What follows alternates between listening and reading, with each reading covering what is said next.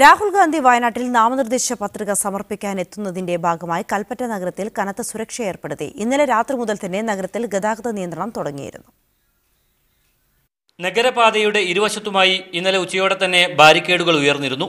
കൽപ്പറ്റ പഴയ bus stand മുതൽ civil station വരെയുള്ള 2 കിലോമീറ്റർ ദൂരം കനത്ത സുരക്ഷാ വലയമാണ് ഒരുക്കിയിരിക്കുന്നത്.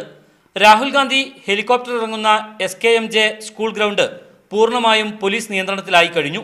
വയനാട് DCC ഓഫീസിലും SPG സംഘം സുരക്ഷാ പരിശോധനകൾ നടത്തി. സുരക്ഷയിൽ യാതൊരു പ്രശ്നമല്ല. ആവശ്യത്തിലുള്ള പോലീസ് ഫോഴ്സ് ഉണ്ട്. നമ്മൾ അതുകൊണ്ട് നല്ല രീതിയിൽ ചെയ്യുകയാണ്. ഇല്ല, ആ സമയം ഇനി കൺഫേം ആയിട്ടില്ല. അവരുടെ അടുത്ത് ഒഫീഷ്യലായിട്ട് കൺഫർമേഷൻ വന്ന ശേഷമേ അത് പറയാമോ. രാഹുലിന്റെയും പ്രിയങ്കയുടെയും സന്ദർശനത്തിന്റെ ഭാഗമായുള്ള ഗതാഗത നിയന്ത്രണവും ഇന്നലെ രാത്രിയോടെ നിലവിൽ വന്നു. നഗരപാതയിൽ വാഹനങ്ങൾ പാർക്ക് ചെയ്യുന്നതിനും നിയന്ത്രണമുണ്ട്.